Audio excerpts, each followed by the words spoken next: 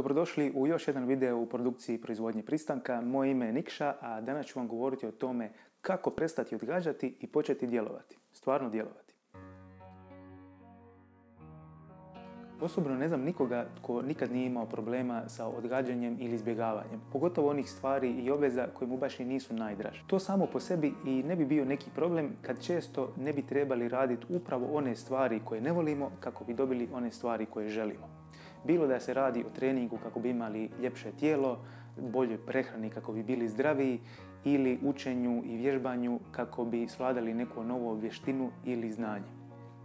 Da vas sada pitam zašto nemate one stvari koje kažete da želite u životu, siguran sam da bi imali mnoštvo izgovora. Rekli bi mi kako vi ne znate da li to možete učiniti, kako niste spremni, kako niste dovoljno motivirani, kako nemate nečiju pomoć ili podršku, kako nemate dovoljno vremena, resursa, vještina, znanja i tako dalje i tako dalje. Ali ako ćete biti iskreni sa samim sobom, to su sve izlike kojim opravdavate vlastite strahove i lijenost. Ne postoji pravo vrijeme ili prave okolnosti za nešto.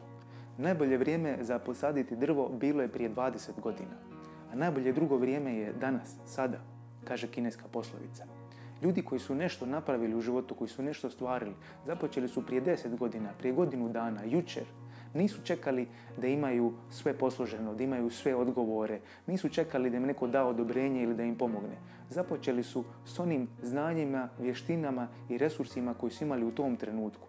Jer da su čekali pravo vrijeme, prave ljude i prave prilike, vjerojatno bi čekali cijeli život.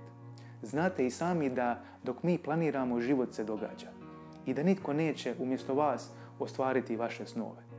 A možete ih ostvariti samo tako da počnete djelovati, a ne razmišljati o njima. Glavni razlog zbog kojeg ste ljuti, depresivni ili frustrirani je taj zato što odgađate raditi stvari, što razmišljate o njima umjesto da radite na njima. Nije bez veze ona poslovica narodna koja kaže u radu je spas. Ali kada to kažem, treba biti oprezan.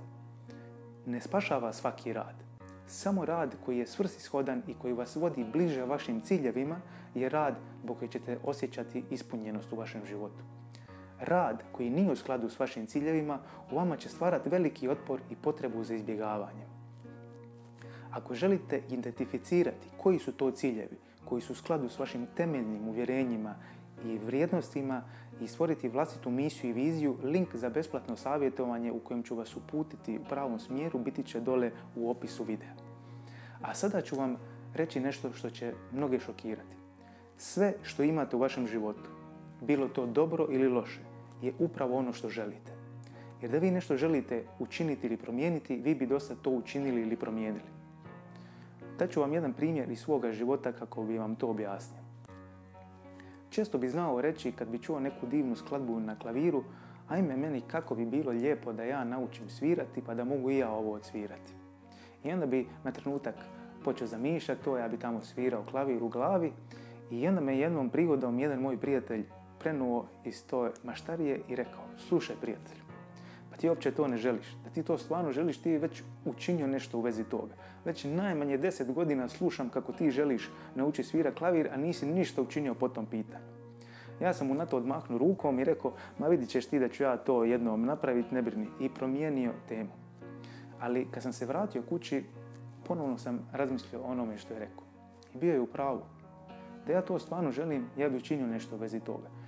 Upisao bi poduke iz klavira ili bi skinuo neki online tečaj i počeo nešto raditi. Jer kad nam je nešto stvarno bitno, kad nešto stvarno želimo, mi nećemo samo pričati o tome, već ćemo raditi na tome.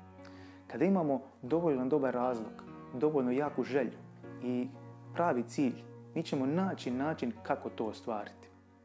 No, siguran sam da ste često bili i u situacijama i kad ste imali i pravi razlog i pravu motivaciju i pravu želju, ali opet niste ništa napravili. To je zato što doslovno svaki put kad dobijete želju da nešto učinite, imate 2 do 3 sekunde da vi to i stvarno učinite. U suprotnom, svaki sekund koji čekate, sve je manja šansa da vi to stvarno i napravite. Što duže čekate donijeti odluku i pokrenuti se, to svome mozgu dajete više vremena da smisli što je moguće bolje izgovore zašto baš ne bi trebali to sad napraviti i što sve drugo možete napraviti u međuvremenu. Ali kada donesete odluku, kad se pokrenete, sva nelagoda, briga i odgađanje, otpor koji osjećate će nestati. Zato što je zapravo najteže pokrenuti se, napraviti taj prvi korak. Kada obučete tenisice za trening, mala je šansa da nećete poći trenirati. Kada sjednete za stol i otvorite knjigu, mala šansa je da baš ništa nećete naučiti. Zato svaki put kada dobijete želju da nešto učinite, recite u sebi ili još bolje naglas 1, 2, 3 i krenite, učinite to, nemojte razmišljati o tome, ne čekajte. Napravite prvi korak, koliko god mali smiješan vam se čini. Recite samom sebi, pročitat ću samo 1 stranicu knjige ili napravit ću samo 10 sklekova. Ali vidjet ćete da nikad nećete pročitati samo 1 stranicu ili napraviti samo 10 sklekova. Čim krenete nešto raditi, biti ćete motiviraniji i da to nastavite. Ne izbjegavajte raditi na onim stvarima za koje već znate da su bitne i za koje već znate da će vam donijeti najveći pozitivni pomak u vašem životu. Ne opravdavajte se da nemate vremena, da ste umorni, da niste dovoljno motivirani zato što radite sve drugo osim onoga što znate da bi trebali raditi. Prestanite odgađati i prestanite razmišljati o stvarima. Počnite djelovati. Mislim sad, odmah iz ovog videa, znate što trebate napraviti. Učinite to. Ako vam se svidio video, pritisnite like, podijelite ga s prijateljima i naravno pretplatite se na naš kanal. Ako vam treba pomoć na vašem putu prema promjeni, prema nekom boljem životu, link za besplatan termin biti će dole u opisu videa. Do nekog sljedećeg puta čuvajte sebe i druge. Vidimo se.